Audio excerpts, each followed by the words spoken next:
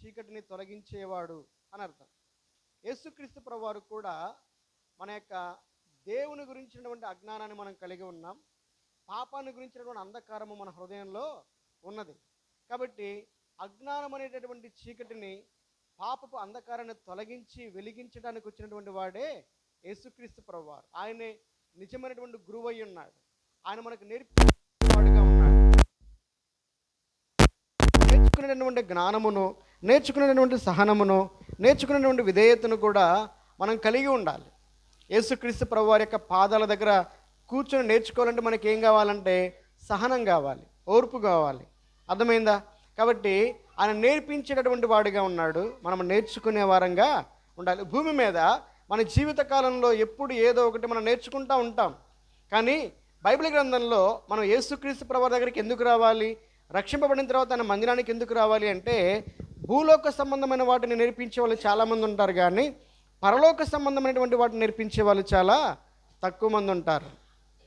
భూలోకంలో చదువుకోవడానికి అనేకమైనటువంటి డిగ్రీలు ఉన్నాయి, కానీ దేవుని గురించి నేర్పించేటటువంటి డిగ్రీ కానీ, లేకపోతే నేర్పించేటటువంటి స్థలము కానీ, నేర్పించేటటువంటి గురువు కానీ ఎవరు కూడా లేరు. అర్థమైంది? అందుకనే బైబిల్ గ్రంథంలో మహోన్నతుని విద్య అనే మాట రాయబడింది. ఏ విద్య అంట? మహోన్నతుని విద్య. బైబిల్ గ్రంథంలో మోషే అనే ఒక గొప్ప దైవజనుడు ఉన్నాడు. ఆయన 120 సంవత్సరాలు భూమి మీద జీవించాడు. మొదటి 40 సంవత్సరాలు ఆయన అంతఃపురంలో బ్రతికాడు. ఆయన ఐగుప్తు దేశంలో అంతఃపురంలో ఆ ఐగుప్తు సకల విద్యలను అభ్యసించిన వాడుగా, ఆ ఐగుప్తు సకల విద్యలలో ప్రావీణ్యత కలిగిన వాడుగా మనం చూస్తాం. అర్థమైందా? ఇప్పుడు ఐగుప్తు విద్యను నేర్చుకున్నటువంటి మోషే ఇశ్రాయేలు ప్రజలను విడిపించగలిగాడా? విడిపించలేకపోయాడు. ఇద్దరు మనుషులు కొట్టుకుంటూ ఉంటే వారిని సమాధానపరచగలిగాడా? సమాధానపరచలేకపోయాడు.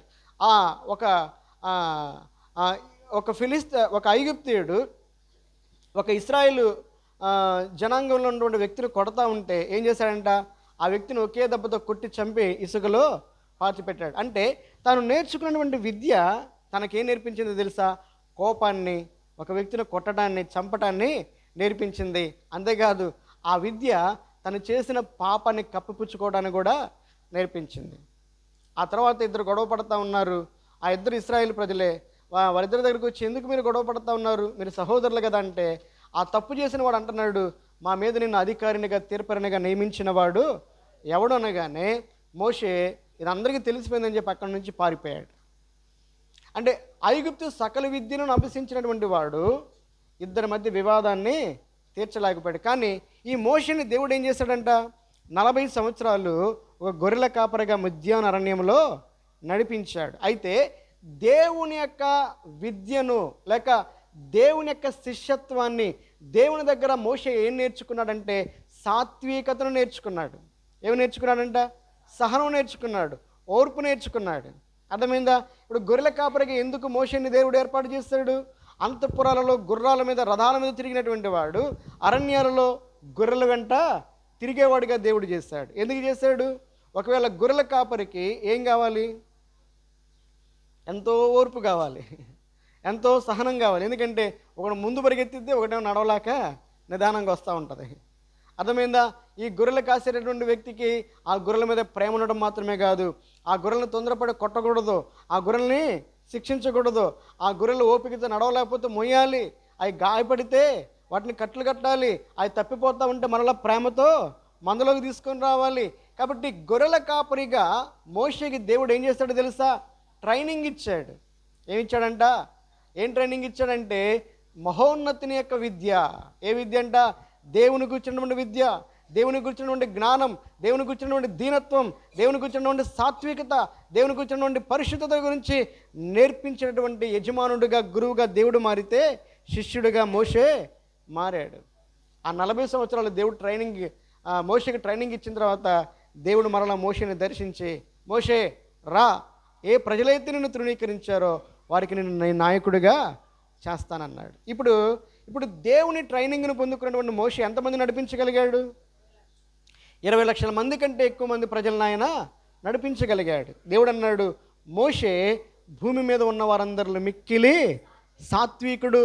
మిక్కిలి కోపిష్టిగా ఉన్నటువంటి మోషేని మిక్కిలి సాత్వికునిగా మార్చింది ఎవరు? ఎవరు మార్చారమ్మా? ఎవరైనా మారుస్తారా భూమి మీద? అలాంటి విద్యలు ఎక్కడైనా ఉన్నాయా? దేవుని యొక్క సన్నిధిలో దేవుడు మాత్రమే దాన్ని మనకు నేర్పించగలుగుతాడు.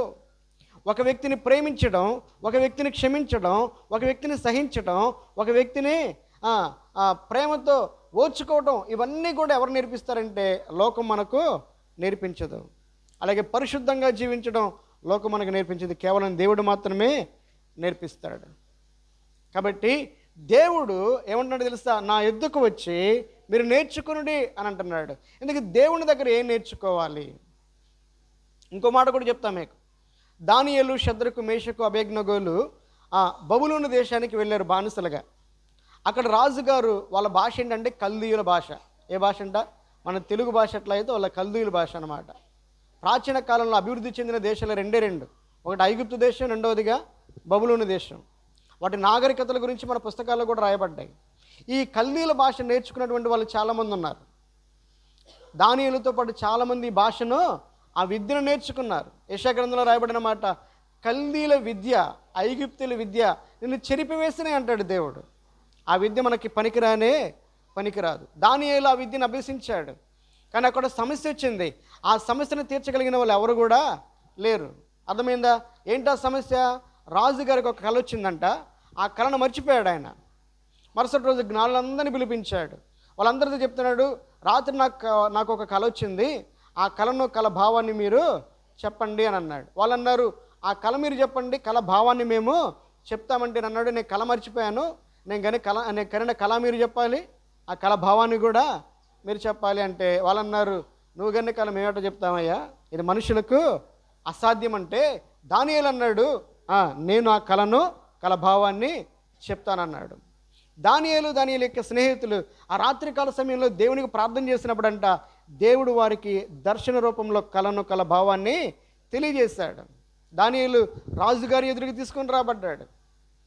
నెబుకద్నెజరు అంటున్నాడు, ఓ దానియేలు, నా కళ భావాన్ని చెప్పడం నీకు సాధ్యమేనా అంటే, దానియేలు అంటున్నాడు, ఇది నాకు సాధ్యం కాదు, కానీ ఈ కళ భావాలను మర్మాలను తెలియజేసే దేవుడు పరలోకమందు కూడా ఉన్నాడు. చూడండి, దానియేలు రాజుగారి ఎదురుకి తీసుకుని రాబడినప్పుడు తన గురించి తాను చెప్పుకోవటల్లా. అదే దానియేలు గొప్పతనం. తన దేవుని గురించి చెప్తా ఉన్నాడు. పరలోకమందుకు దేవుడు ఉన్నాడు. ఆయన జ్ఞానమును మర్మములను బయలుపరిచే దేవుడు. ఆ కళ భావాన్ని దానియేలు తెలియజేసినప్పుడంట ఈ నెబుకద్నెజరు దానియేలు పాదాల మీద సాగిలిపడ్డాడంట. ఆయన ఏం చెప్పాడంట? ఎవరు చెప్పండి? దానియేలు బానిసగా దేశానికి రాబడ్డవాడు, వయసులో చిన్నవాడు. కానీ కల్దీల విద్య నేర్చుకున్నటువంటి వాళ్ళందరూ కూడా రాజుగారు ఒక సమస్య పరిష్కరించమన్నప్పుడు ఆ సమస్యను పరిష్కరించలేక ఇక చావడానికి సిద్ధపడినప్పుడు దానియేలు మాత్రం ఏం చేశాడంట? దేవుడిచ్చినటువంటి జ్ఞానముతో, దేవుడిచ్చినటువంటి బుద్ధి వివేకముతో కళ భావాన్ని చెప్పాడు. ఇప్పుడు రాజుగారే దానియేలు పాదాల మీద పడి దానియేలును పూజించినట్లుగా మనం చదువుతాం. అర్థమైందా నీకు? కాబట్టి మనం నేర్చుకోవాలి. ఎందుకంటే జ్ఞానానికి మూలం ఆయనే, జ్ఞానానికి ఆధారము కూడా ఆయనే. ఆయన యొద్ద మనం నేర్చుకోవడం అనేది మన భాగ్యం. ఎంతో ఫీజులు కట్టి చిన్నపిల్లలు కూడా ఎక్కువ ఫీజులు పెట్టి మంచి స్కూల్ ఎందుకు చేర్పిస్తున్నారు అమ్మా? అక్కడ చిన్నప్పటి నుంచి ఐటీఐ, ఐఐటి, ఏఏ నేర్పిస్తున్నారని చెప్పి లక్షలు పోస్తున్నారు. వీడికి నర్సరీ, ఎల్కేజీ, యూకేజీలో కూడా ఏం చేస్తున్నారు? లక్షలు. ఎందుకంటే మంచి స్కూళ్ళు బాగా చదువు నేర్పిస్తారని చెప్పి అలాంటి స్కూళ్ళలో నేర్పిస్తున్నారు. కానీ ఏ మాత్రము మన దగ్గర ఆశించకుండా మనకు ఉచితముగా తన విద్యను మనకు నేర్పించడానికి ఆయన మనల్ని కోరుకున్నాడు, మనల్ని రక్షించుకున్నాడు, మనల్ని తన శిష్యులుగా, తన యొక్క సంఘముగా తన సన్నిధిలో నిలుపుకున్నాడు. ఇప్పుడు దేవుని యొక్క మందిరానికి వచ్చినటువంటి మనము ఆయన పాదముల యొద్ద నేర్చుకునే విద్యార్థులంగా మారాలి. ఎలా మారాలంట? ఆయన పాదాల దగ్గర నేర్చుకునే విద్యార్థులంగా మారాలి. ఈ లోక సంబంధమైనటువంటి చదువుతో మనకి పని లేదు. ఇది దేవుని యొక్క విద్య, మహోన్నతిని విద్య. ఏం నేర్పిస్తాడు దేవుడు మనకి అంటే, పోయినసారి 2 మాటలు నేర్చుకున్నాం. మొట్టమొదటిగా చూడండి, ద్వితీయోపదేశకాండం 5వ అధ్యాయం, లేక ద్వితీయోపదేశకాండం 4వ అధ్యాయం 10వ వచనం.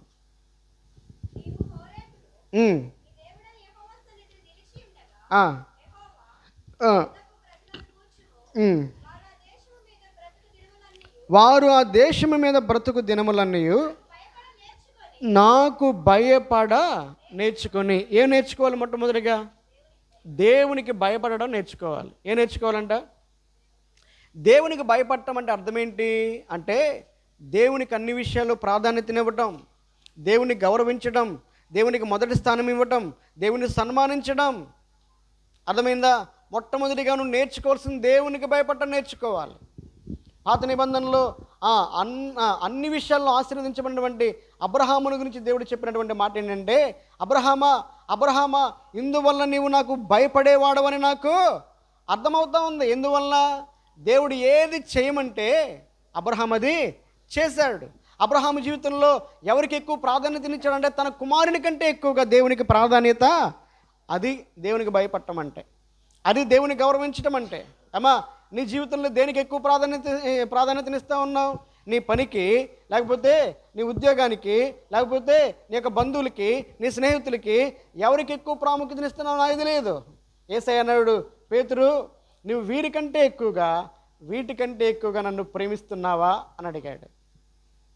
అర్థమైందా? యేసుక్రీస్తు ప్రభువారు అన్నాడు, అని అడుగుతా ఉన్నాడు, వీరికంటే ఎక్కువగా నీవు నన్ను ప్రేమించుచున్నావు. అన్నిటికంటే అందరికంటే ఎక్కువగా దేవుని ప్రేమించాలి, ఆయన గౌరవించాలి, ఆయనకు లోబడాలి, ఆయనకు అన్ని విషయాల్లో ప్రాముఖ్యతనివ్వాలి. ఇప్పుడు అబ్రహాము దేవునికి భయపడేవాడని దేవునికి ఎలా అర్థమైందంటే, ఇస్సాకు కంటే ఎక్కువగా ఎవరికి ఎక్కువ ప్రాధాన్యతనిచ్చాడంట? దేవునికి ప్రాధాన్యతనిచ్చాడు. అందువలన దేవుడు సాక్ష్యం ఇస్తున్నాడు అబ్రహాముని గురించి, ఇందువలన నువ్వు నాకు భయపడేవాడవని నాకు అర్థమవుతుంది. యోసేపుని గురించి చెప్పబడినటువంటి మాట ఏంటంటే, యోసేపు పాపము చేయబట్టడానికి ప్రేరేపించబడినప్పుడంట, పాపము చేసే స్థలము నుండి, పాపము చేసే వ్యక్తి నుంచి, పాపము చేసే పరిస్థితుల నుంచి పారిపోయాడు. ఆయన పారిపోవడానికి గల కారణం ఏంటంటే, ఆయన ఒక మాట పలికాడు. ఏం మాట పలికాడు?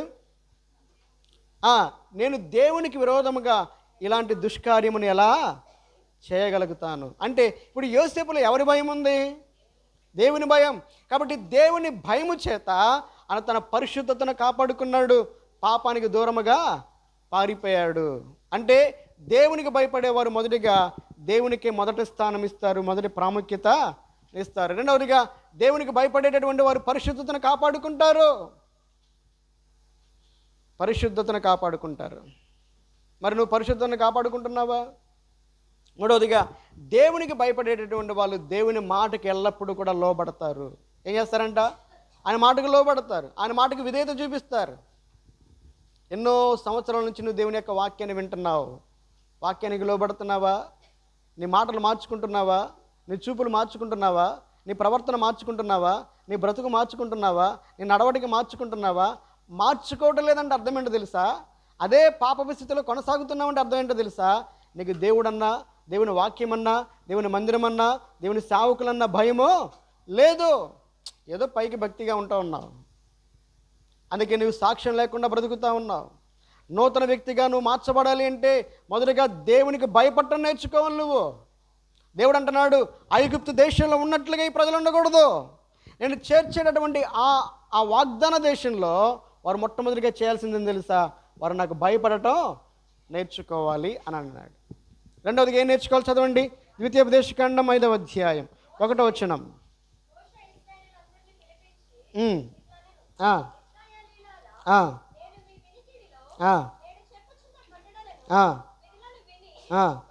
వాటిని నేర్చుకుని వాటిని అనుసరించి నడువుడు. రెండవదిగా ఏం నేర్చుకోవాలంట? దేవుని వాక్యాన్ని నేర్చుకోవాలి. ఏమి నేర్చుకోవాలంట? ఈ దేవుని యొక్క వాక్యాన్ని నేర్చుకోవడానికి నీ చదవక్కర్లా, ఆ వాక్యాన్ని వినాలి శ్రద్ధగా, ఆ వాక్యాన్ని భయముతో వినాలి, ఆ వాక్యాన్ని జాగ్రత్తగా వినాలి, ఆ వాక్యాన్ని ఇష్టంగా వినాలి. ఏదో నామకార్థంగా వచ్చాములే పోయాములే అన్నట్లుగా మనం రాకూడదు. అమ్మా, ఎన్ని సంవత్సరాలు స్కూల్కి వెళ్ళినా కూడా వాళ్ళు కూడా రాలేదనుకో, ఊరుకుంటావా? మొన్న మా బుడ్డిగాడికి గుణింతలు రావటంలా, ఒత్తులు రావటంలా. పోయి మేడం గారిని అడిగి, ఏంది మేడం మా పిల్లడికి చదువు తెలుగు రావట్లే వాడికి సరిగ్గా అంటే, వాడు క్లాస్ మారాడు కదా సార్, నేర్పిస్తామని మేము అంటారు. అంటే పిల్లలు స్కూల్కి వెళ్తా ఉన్నా కూడా వాడికి సరిగ్గా చదువు రాకపోతే మనకు సంతోషం ఉంటుందా? ఏమో ఎన్నాళ్ళ నుంచి నువ్వు మందిరానికి వస్తూ ఉన్నావు, వాక్యం ఎంత తెలుసు నీకు? రెండవదిగా దేవుడు ఏం నేర్చుకోవాలని కోరుకుంటున్నాడు? ఆయన వాక్యాన్ని నేర్చుకోవాలి. బైబిల్ గ్రంథంలో దావీదు అనేటటువంటి ఒక మహారాజు ఉన్నాడు. మరి ఆయన బైబిల్ గ్రంథంలో ఆయన స్కూల్కి వెళ్ళినట్టుగా ఎక్కడ రాయబడలా. చిన్న వయసులో ఆయన గొర్రెల కాపరిగా ఉన్నాడు. కానీ దేవుడే సమస్తానానికి నేర్పించాడని రాశాడు ఆయన. ఏమి నేర్చుకున్నాడంట? ఆయన దేవుని యొక్క వాక్యాన్ని, ఆజ్ఞలను, కట్టడలను నేర్చుకున్నాడు ఆయన. బైబిల్ గ్రంథంలో ఎజ్రా అనే ఒక భక్తుడు ఉన్నాడు. ధర్మశాస్త్రంలో ప్రావీణ్యత కలిగినటువంటి వాడు. ఎక్కడ పుట్టాడు తెలుసైనా ఎజ్రా అని? ఆయన ఇజ్రాయెల్ దేశంలో పుట్టలేదు. ఆయన తన తల్లిదండ్రులు బానిసలుగా బబులోను దేశానికి వెళ్ళినప్పుడు, బబులోను దేశపు బానిసత్వంలో ఉన్నప్పుడు ఆయన పుట్టాడు. ఆ బానిసత్వపు దేశంలో తన తల్లిదండ్రుల దగ్గర ఆయన ఏం నేర్చుకున్నాడు తెలుసా? ధర్మశాస్త్రాన్ని నేర్చుకున్నాడు. నేర్చుకోవడం మాత్రమే కాదు, ఆ ధర్మశాస్త్రంలో ప్రావీణ్యత కలిగిన శాస్త్రిగా ఎదిగాడు. ఆయనకు తీర్మానం చేసుకున్నాడంట. ఏంటంటే తీర్మానం, నేను ధర్మశాస్త్రాన్ని బాగా నేర్చుకుని నా ప్రజలందరికీ కూడా నేను ధర్మశాస్త్రాన్ని నేర్పించాలి అని తీర్మానం చేసుకున్నాడంట. ఎక్కడ పుట్టామో ఎక్కడ పెరిగామో అనేది కాదు. మరి ఎజ్రా తల్లిదండ్రులు ఎంత గొప్ప వాళ్ళు అయి ఉంటే వారు అన్య దేశంలో కూడా ఎజ్రాకి ఏం నేర్పించారంట? ధర్మశాస్త్రాన్ని గురించి నేర్పించారు. మనకు రాదు వాక్యం, ఇక మనం మన పిల్లలకి ఏం నేర్పిస్తాం? దేవుడేమన్నాడు? మొదటిగా నువ్వు నేర్చుకున్నాడు, రెండవదిగా నీ పిల్లలకు నేర్పించు అని అన్నాడు. దానియేలు అనేటటువంటి భక్తుని గురించి ఇప్పుడు మనం చెప్పుకున్నాం కదా. బాలురుగా ఉన్నప్పుడు వారు బానిసత్వంలో ఉండి అన్ని దేశానికి వెళ్ళారు. అర్థమైందా? కానీ బాలురు అని చెప్పబడ్డారంటే చిన్నవాళ్ళ పెద్దవాళ్ళ? ఇంత చిన్న వయసులో దానియేలంట ఆహారము ద్వారా తన్ను తాను అపవిత్రపరచుకోకూడదు అని తీర్మానం చేసుకున్నాడంట. ఆహారం తింటే అపవిత్రులమైపోతామని ఆయనకి ఎట్లా తెలుసు? దేవుడు పాత నిబంధనలు చెప్పాడు, ఏవి తినాలో ఏవి తినకూడదో, ఏవి పవిత్రమైనవో ఏవి అపవిత్రమైనవో లేవి కన్నలో చెప్పాడు. చెప్పాడా చెప్పలేదా? అంత చిన్న వయసులో ఈ తినే ఆహారాన్ని బట్టి కూడా నన్ను అపవిత్రపరచుకోకూడదు అని దేవునికి భయపడ్డాడు దానియేలు. దానియేలు ఏ లోపం లేదు. ఎలా తెలుసుకున్నాడంటే ఆయన వాక్యాన్ని చదివినవాడు. ఏం చదివాడంట? అన్ని దేశంలో ఉన్నాడు, ఇర్మియా గ్రంథాన్ని చదివాడు ఆయన. అన్ని దేశంలో ఉండి కూడా ఏ గ్రంథాన్ని చదివాడంట? అక్కడ కూడా తన దగ్గర ఏముంది? తను ఒక అన్ని రాజు దగ్గర పని చేస్తూ ఉన్నాడు. అన్ని రాజు దగ్గర పని చేసినప్పటికీ కూడా తన దగ్గర ఏముందో తెలుసా? ధర్మశాస్త్రం ఉంది, ప్రవక్తల గ్రంథాలు కూడా ఉన్నాయి. ప్రతి దినము కూడా ముమ్మారు అని ఏం చేసేవాడు? తన చేతులు చాచి దేవునికి ప్రార్థన చేసేవాడు. ప్రతిరోజు కూడా దేవుని యొక్క వాక్యాన్ని చదివేవాడు. చదవండి అన్నమాట. దానియేలు గ్రంథం 9వ అధ్యాయం 1వ వచనం చదవండి. మాదీయుడగు అహష్వేరోషు యొక్క కుమారుడైన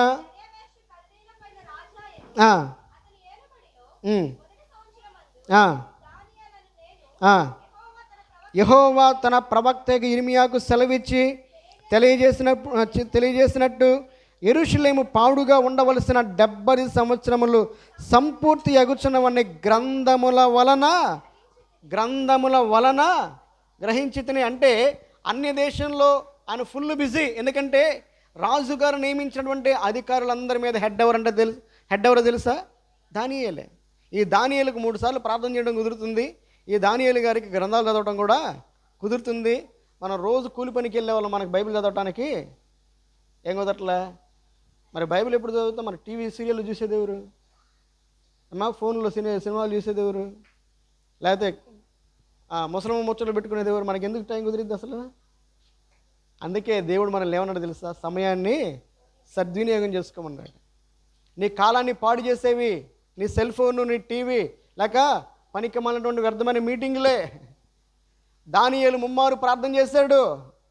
దానియేలు అన్య దేశంలో ఉండి ఇర్మియా గ్రంథాన్ని, ప్రవక్తల గ్రంథాలను కూడా చదివాడంట ఆయన. ఏం నేర్చుకోవాలి? రెండవదిగా వాక్యాన్ని నేర్చుకోవాలి. ఎంత నేర్చుకున్నావు?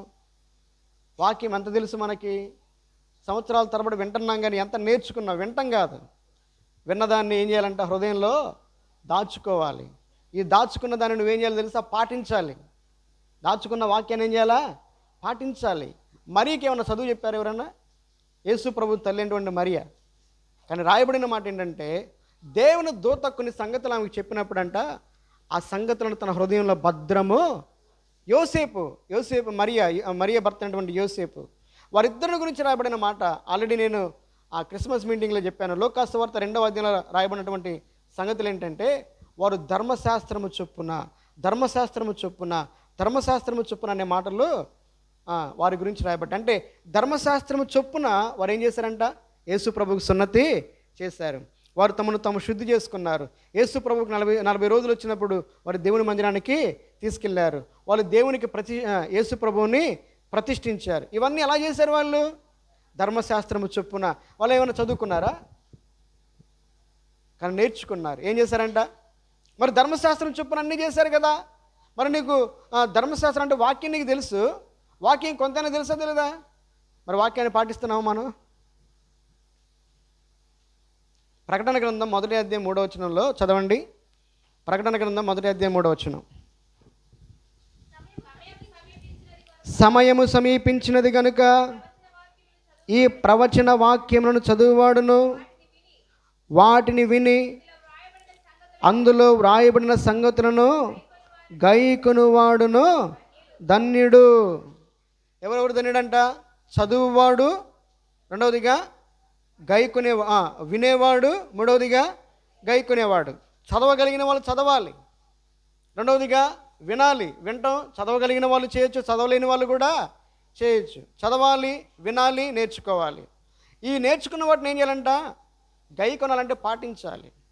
ఇప్పుడు చదవండి, ప్రకటన గ్రంథం 22వ అధ్యాయం 7వ వచనం చదవండి. ఇదిగో నేను త్వరగా వచ్చుచున్నాను, ఈ గ్రంథంలోని ప్రవచన వాక్యములను గైకొనువాడు. ఇక్కడ చదువువాడనే మాట ఉందా? వినేవాడనే మాట ఉందా? ఉందా? ఏముందంట?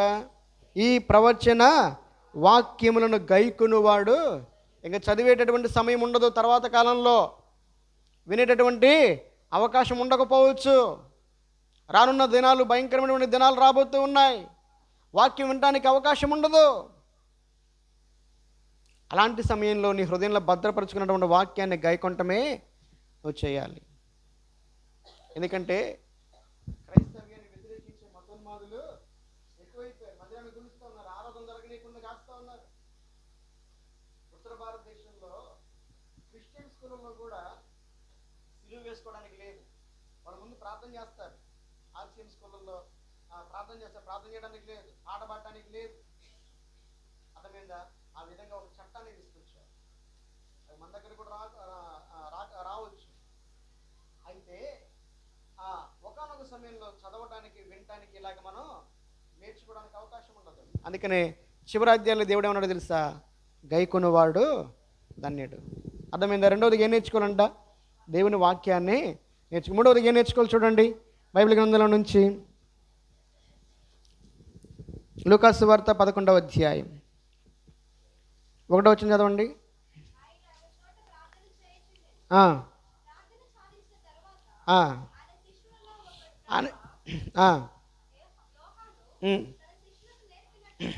యోహాను తన శిష్యులకు నేర్పినట్లుగా మాకును ప్రార్థన చేయట నేర్పమని ఆయన అడిగిరి. ఏం నేర్చుకోవాలంట?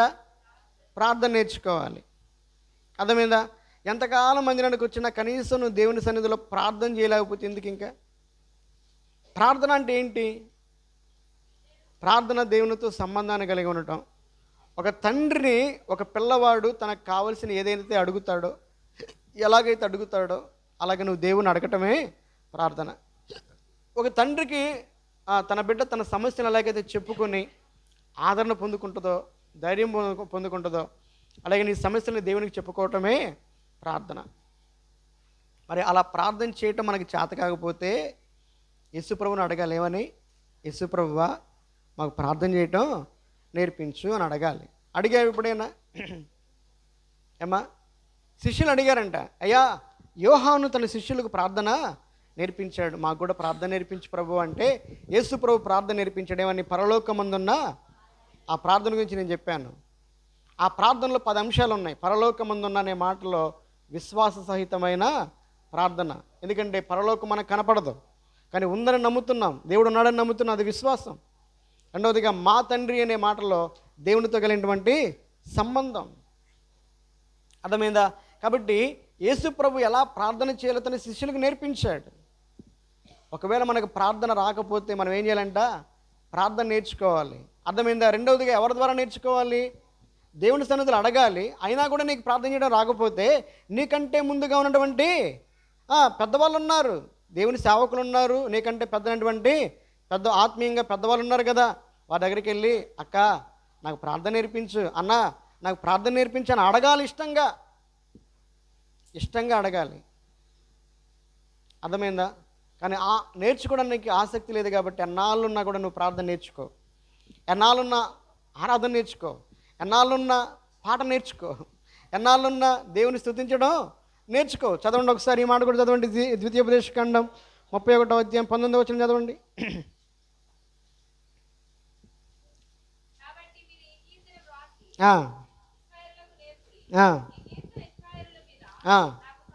ఏం నేర్పాలంట? పాటలు నేర్చుకోవాలి. ఏం నేర్చుకోవాలంట? ఈ పాటను రాసి వారికి నేర్పమంటున్నాడు దేవుడు. పాటలు నేర్చుకోవాలి, ప్రార్థన నేర్చుకోవాలి, ఆరాధన నేర్చుకోవాలి, స్తుతించడం నేర్చుకోవాలి. మొదట్లో రాదెవరికి, కానీ నేర్చుకోవాలి మనం. నేను చెప్పాను కదా, సాధన చేయాలి, అభ్యాసము చేయాలి. ప్రాక్టీస్ మేక్స్ మ్యాన్స్ పర్ఫెక్ట్ అని. ఎప్పుడైతే నువ్వు సాధన చేస్తావో దేవుడు కొంతకాలానికి దానిలో నీకు ప్రావీణ్యతను అనుగ్రహిస్తాడు. ప్రార్థన చేయడం నేర్చుకోవాలి. ప్రార్థన చేయడం అంటే ఏదో నామమాత్రపు ప్రార్థన కాదు. ప్రార్థనలో పట్టుదల కలిగి ఉండటం, ప్రార్థనలో విసుగు చెందకుండా ప్రార్థన చేయటం, ప్రార్థనలో విశ్వాసంతో ప్రార్థన చేయటం. అర్థమైందా? ఆ ప్రార్థనలో కన్నీటితో చేయటం కూడా మనం నేర్చుకోవాలి. అందుకనే చదవండి ఇర్మియా గ్రంథం 9వ అధ్యాయం. ఇర్మియా గ్రంథం 9వ అధ్యాయం 17-18 వచనం చదవండి.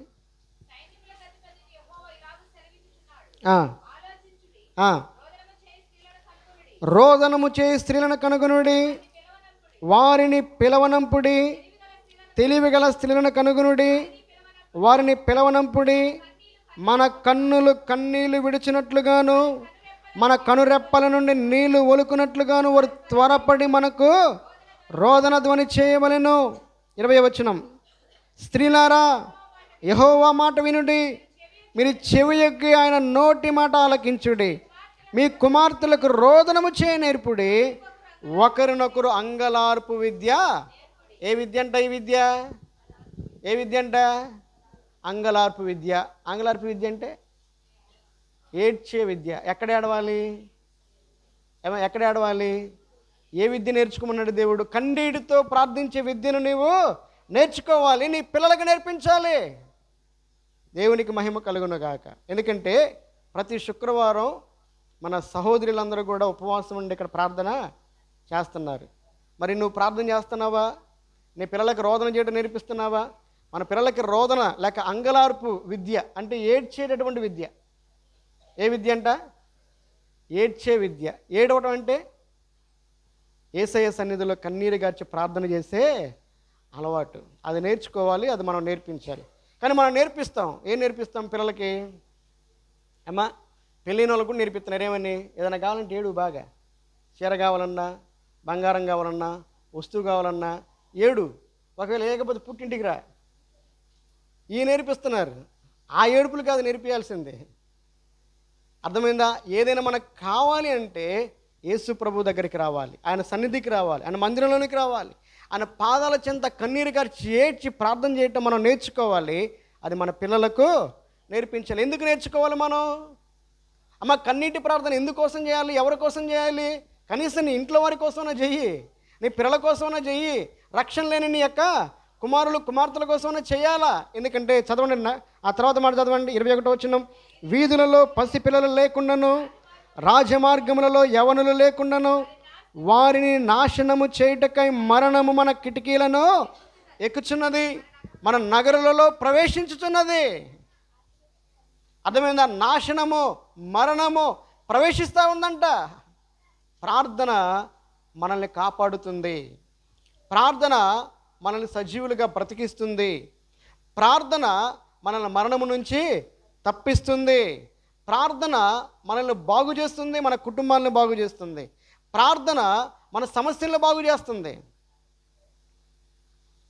ప్రార్థన మన కుటుంబాలలో రక్షణను నీ పిల్లలు బాగుపడాలంటే, రక్షణ పొందాలంటే, వారు మందిరానికి రావాలంటే, అనేక మందికి ఆశీర్వాదకరంగా దేవునికి మహిమకరంగా ఉండాలంటే ప్రార్థన చేయ వాళ్ళ కోసం. కన్నీటితో ప్రార్థన చేయి. కానీ ఈ రోజుల్లో మనం చేయలేనిది ఏంటో తెలుసా? వాళ్ళ కోసం అన్నీ చేస్తున్నాం కానీ ప్రార్థనే. ఏమా ఎవరి కోసం కష్టపడుతున్నావు?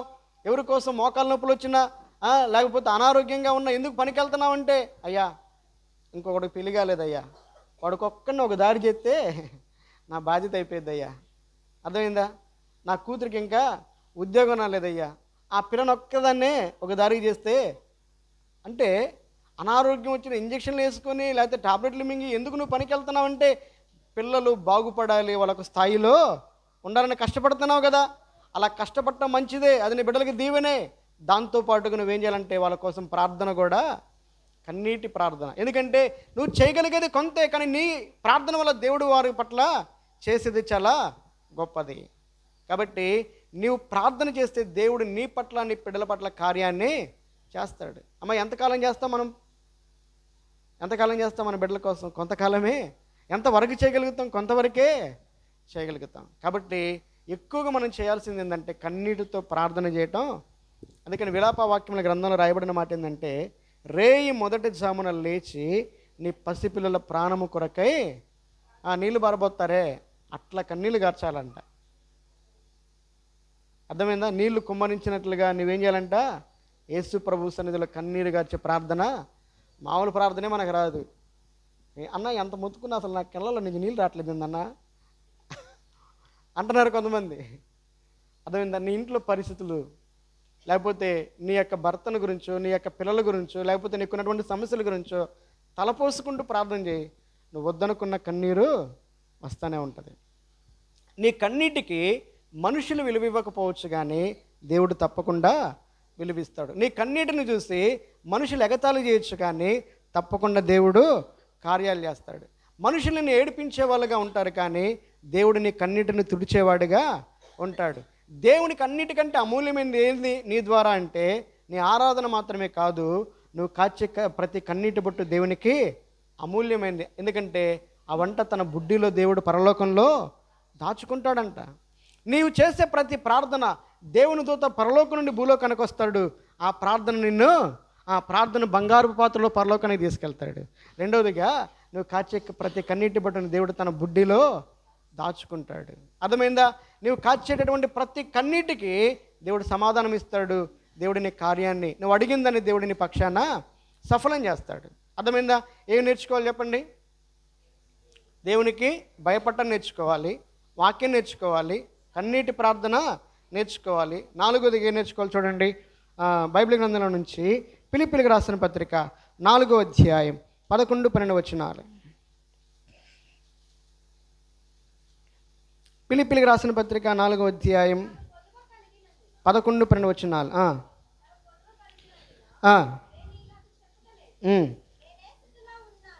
నేను ఏ స్థితిలో ఉన్నానో ఆ స్థితిలో సంతృప్తి కలిగి ఉండుట నేర్చుకుని ఉన్నాను. దీనస్థితిలో ఉండనెరుగుదును, సంపన్న స్థితిలో ఉండనెరుగుదును. ప్రతి విషయంలోనూ అన్ని కార్యములలోనూ కడుపు నిండి ఉండుటకును, ఆకలి కొని ఉండుటకును, సమృద్ధి కలిగి ఉండుటకును, లేమిలో ఉండుటకు నేర్చుకొని ఉన్నాను. నేర్చుకున్నాడంట. ఏం నేర్చుకున్నాడంట? సంతృప్తి కలిగి ఉండడం నేర్చుకున్నాడు.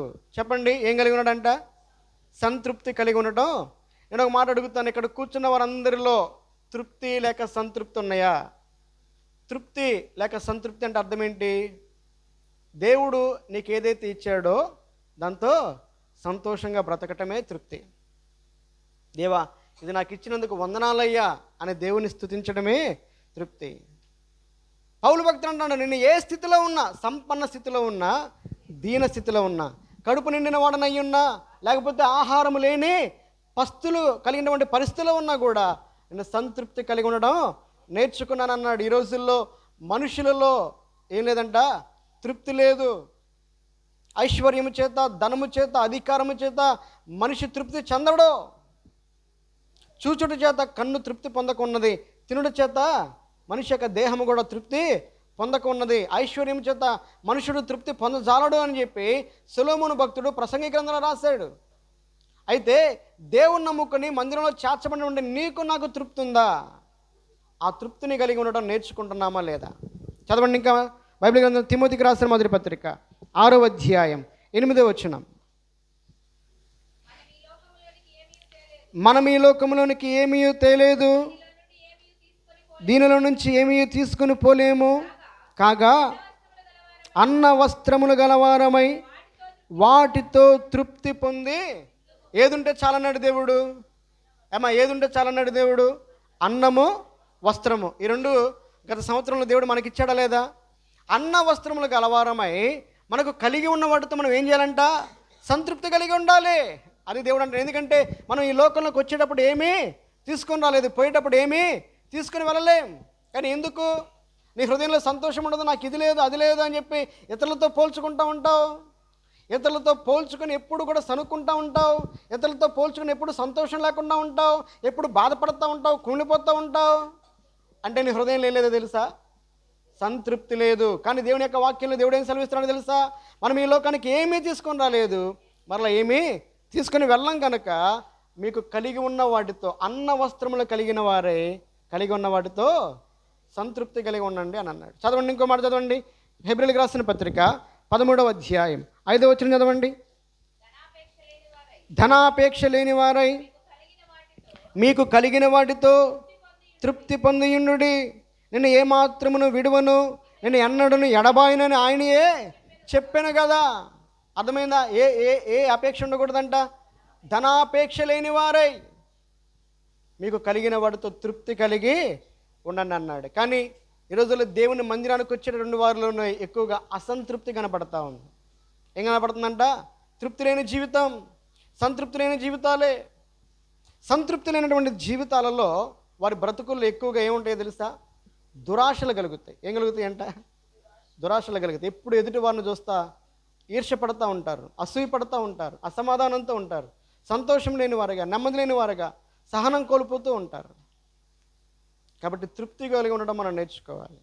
అర్థమైందా? ఇప్పుడు మీకు బాగా అర్థమయ్యేటట్లుగా చెప్తాను. దేవుడు లూసిఫర్కి ఒక స్థానం ఇచ్చాడు కదా. ఆ స్థానంతో తృప్తి పొందాడా? పొందలేదా? పొందలేదు. కాబట్టి ఏం చేశాడు?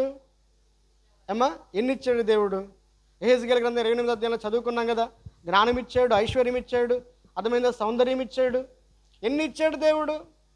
కానీ తనకున్నటువంటి స్థానాన్ని ఆ స్థానాన్ని బట్టి లూసిఫర్ ఏం చేశాడంట? తృప్తి పడలేదు. దేవుని యొక్క సింహాసనం కావాలి, దేవునిలాగా ఆరాధించబడాలి అని కోరుకున్నాడు. అర్థమైందని నేను చెప్పే మాట. అంటే మొట్టమొదటిగా అసంతృప్తి పాపానికి, దురాశనకు అదేం చేస్తుందంటే మనల్ని ప్రేరేపిస్తుంది. అసంతృప్తి మనలో స్వార్థాన్ని కలుగజేస్తుంది. ఏం చేస్తుంది చెప్పండి? స్వార్థాన్ని కలిగేస్తుంది. ఇప్పుడు ఆదాము హవ్వలను దేవుడు సృజించాడు కదా. వారిని ఎక్కడ పెట్టాడు? ఏదైనా తోటలో ఉంచాడు కదా. ఏదైనా తోటలో వారి యొక్క ఆహారానికి మంచిది ప్రతి ఒక్క వృక్షఫలాన్ని దేవుడు కలిగజేస్తాడు కదా. ఒక్క చెట్టు ఆ చెట్టు ఫలాలు మాత్రమే తినొద్దన్నాడు కదా. ఆ మిగిలిన వాటితో తృప్తి పొందారా? అన్ని వేల చెట్లు ఉన్నా కూడా వాటితో తృప్తి లేదు, ఒక్కటే. ఎందుకంటే ఇది ఎట్లుంటుందో అర్థమైందా? చూడటానికి ఎట్లా ఉందంట? అది రమ్యంగా ఉందంట. ఆదాము హవ్వలు పాపంలో పడిపోవడానికి గల కారణం ఏంటో తెలుసా? దేవుడిచ్చిన వాటితో వాళ్ళు తృప్తి పొందల. అర్థమైంది? అందుకనే వాళ్ళు ఏం చేశారంట? అది కావాలి. ఇంకా ఏమనుకున్నారు? సాధారణ ఏమన్నాడు? మీరు దేవతల వల్ల అవుతారని నాకు తెలుసు. అసంతృప్తి చాలా భయంకరమైంది మీరు అనుకుంటున్నారేమో. అందుకని పౌలు భక్తుడు తీర్మానం చేసుకున్నాడు. ఏం చేసుకున్నాడు తెలుసా? నేను ఏ స్థితిలో ఉన్నానో సంతృప్తి కలిగి ఉండడం నేర్చుకున్నాను అని అన్నాడు. అంతే. ఒకప్పుడు ఆయన కూడా చేత కాదు, కానీ యేసు ప్రభు ఏం చేశాడంటే ఆయనకి నేర్పించాడంట. మనం కూడా నేర్చుకుందాం. ఏ కలిగి ఉండడం నేర్చుకుందాం? సంతృప్తి కలిగి ఉండడం నేర్చుకుందాం. అర్థమైందా? సంతృప్తి కలిగి ఉండడం అంటే దేవుడు నీకు ఇచ్చినటువంటి వాటితో, నీకున్నటువంటి స్థితిలో, స్థాయిలో నువ్వేం చేయాలంట?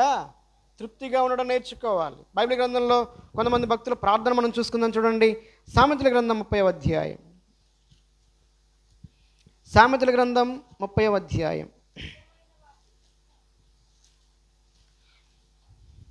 ఇక్కడ ఆగూరు అనేటటువంటి భక్తుడు ప్రార్థన చేస్తూ ఉన్నాడు. చదవండి 7వ వచనం.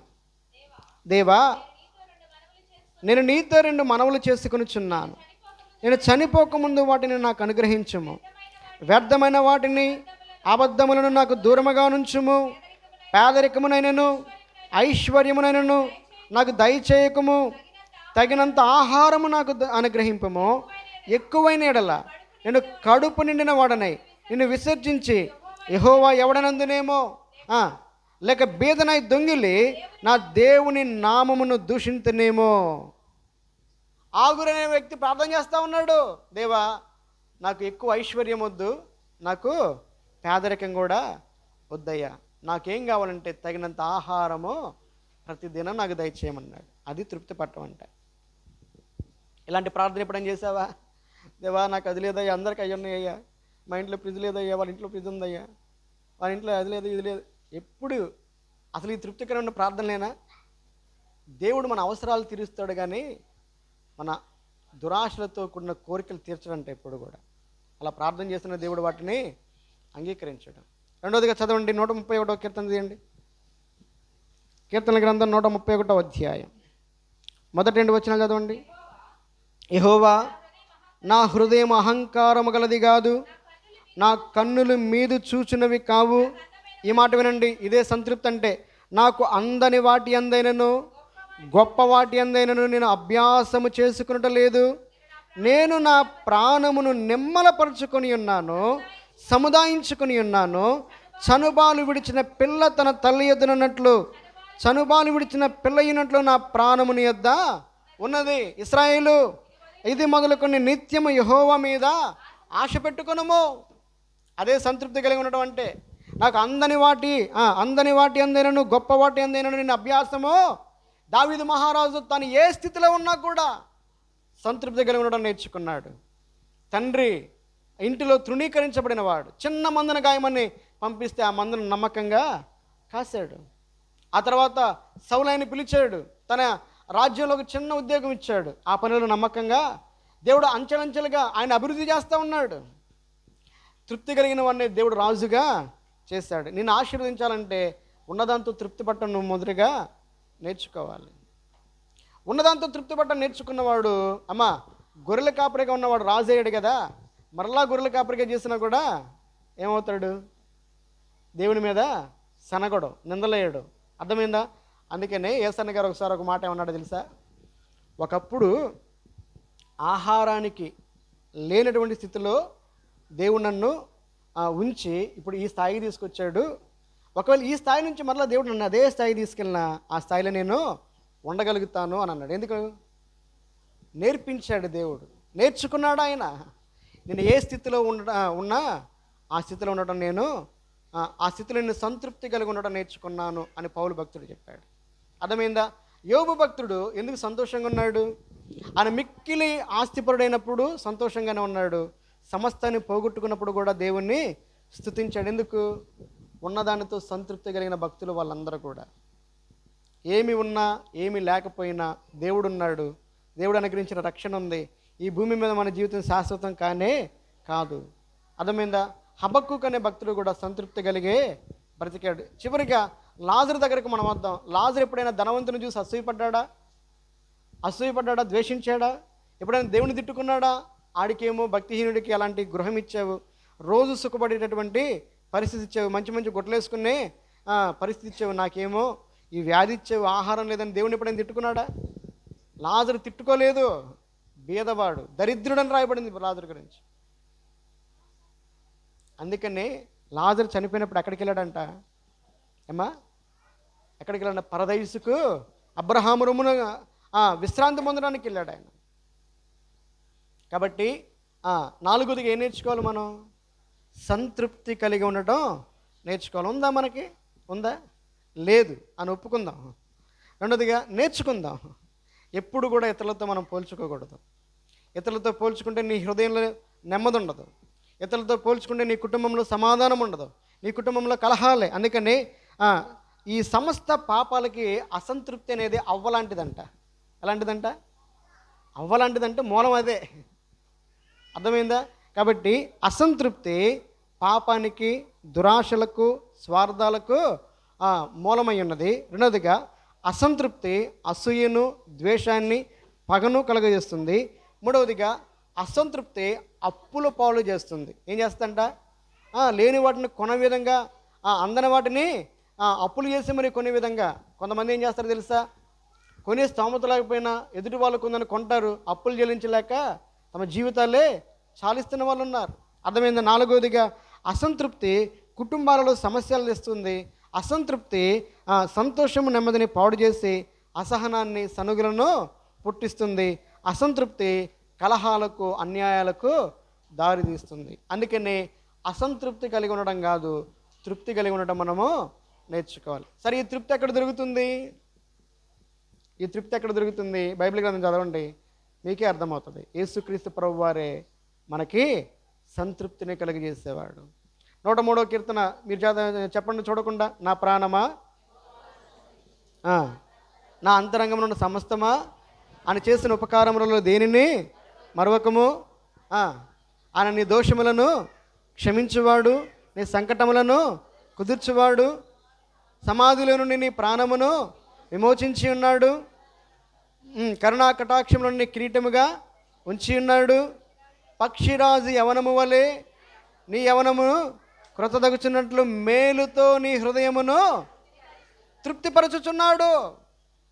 మేలుతో నీ హృదయమును తృప్తిపరిచే దేవుడి దేవుడు. 107వ కీర్తనలో ఆశ కలిగిన ప్రాణాన్ని తృప్తిపరిచే దేవుడు. అర్థమైందా?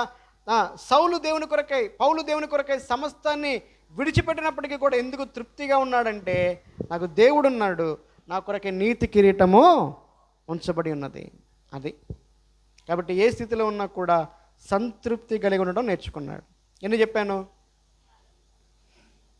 చెప్పానమ్మా? ఒకటి దేవునికి భయపడటం నేర్చుకోవాలి. రెండవదిగా వాక్యం నేర్చుకోవాలి. మూడవదిగా ప్రార్థన నేర్చుకోవాలి. నాలుగవదిగా సంతృప్తి కలిగి ఉండడం నేర్చుకోవాలి. ఐదవదిగా చూడండి, ఈ ఒక్క మాట చూపించి ముగిస్తా. బైబిల్ గ్రంథం నుంచి తెస్సలోనికలకు రాసిన మొదటి పత్రిక 4వ అధ్యాయం మొదటి 3 వచనాలు చదవండి. మెట్టుకు సహోదరులారా, మేము ప్రభువైన యేసు ద్వారా మీకిచ్చిన ఆజ్ఞను మీరు ఎరుగుదురు, కాగా మీరు ఎలాగూ నడుచుకుని దేవునిని సంతోషపరచవలెనో మా వలన నేర్చుకున్న ప్రకారము మీరు నడుచుకునిచున్నారు. ఈ విషయంలో మీరు అంతకంతకు అభివృద్ధి నొందవలనని మిమ్మల్ని వేడుకొని ప్రభు అయిన యేసునందు హెచ్చరించుచున్నాము. ఐదవదిగా ఏం నేర్చుకోవాలంట? దేవునిని సంతోషపరచడం నేర్చుకోవాలి. ఏం నేర్చుకోవాలంట? దేవుణ్ణి సంతోషపరచడం. అమ్మ, ఎప్పుడైనా ఆలోచించావా దేవుడు ఏం చేస్తే సంతోషపడతాడని, ఎలా బ్రతికితే సంతోషపడతాడని ఎప్పుడైనా ఆలోచించావా? ఎప్పుడు కూడా నీ గురించి, నీ ఇష్టాల గురించి, నీ సంతోషాల గురించి దేవుని సన్నిధిలో ప్రార్థన చేయడం మొరపెట్టడం మాత్రమే కాదు, కానీ నేను దేవుణ్ణి ఎలా సంతోషపరచాలి ఎప్పుడైనా ఆలోచించావా? పౌలు భక్తుడు అంటున్నాడు, మీరు మా యొద్ద నేర్చుకున్నారు. ఏం నేర్చుకున్నారు? ఓ తెస్సలోనిక సంఘమా, మా ద్వారా మీరు దేవుని ఎలా సంతోషపరచాలో నేర్చుకున్నారు.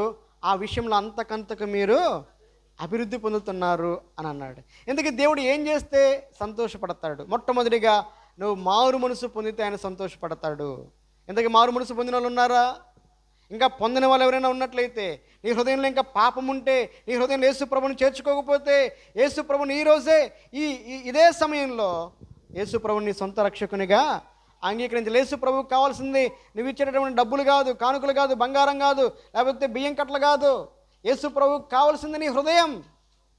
ఆ కుమారుడా నీ హృదయము నాకిమ్మన్నాడు.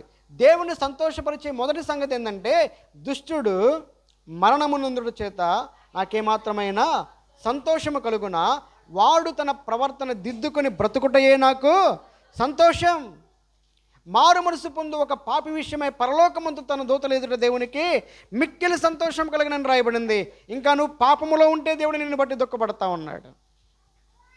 ఈరోజు నువ్వు పాపాన్ని విడిచిపెట్టాలి, నీ పాపమును గురించి పశ్చాత్తాపడాలి, నువ్వు మారు మనసు పొందాలి, నీ హృదయంలోకి యేసుప్రభుని ఆహ్వానించాలి. యేసుప్రభువా, పాపిని నన్ను క్షమించు, నా హృదయాన్ని పవిత్రపరచు, నీ రక్తంతో నన్ను కడుగు, నా హృదయానికి నువ్వు రా అని చెప్పి యేసుక్రీస్తు ప్రభువారిని సొంత రక్షకునిగా నీ హృదయంలో చేర్చుకోవాలి. ఆ తర్వాత నువ్వు నీతిగా, భక్తిగా ఆయన కొరకై పరిశుద్ధంగా బ్రతకాలి. అప్పుడు నిన్ను బట్టి ఆయన సంతోషపడతాడు. దేవుడు సంతోషపడే మొదటి విషయం ఏంటంటే నువ్వు మారు మనసు పొందాలి. ఇంకా మారు మనసు పొందకుండా పాపములోనే ఉంటే, మారు మనసు పొంది బాప్తిసం పొందుకొని మందిరంలో ఆరాధన చేస్తూ బలలో పాల్పంపులు పొందుకుంటూ కూడా మరలా పాత జీవితంలోకి వెళ్ళి, పాప జీవితంలోకి వెళ్ళి మరలా పతనమైపోయినటువంటి స్థితిలో నీవు ఉన్నావా? అయినప్పటికీ కూడా దేవుడు నిన్ను ప్రేమిస్తూనే ఉన్నాడు. అందుకే 2025 సంవత్సరాన్ని మరలా నీకు ఇచ్చాడు. ఎందుకు ఇచ్చాడు తెలుసా?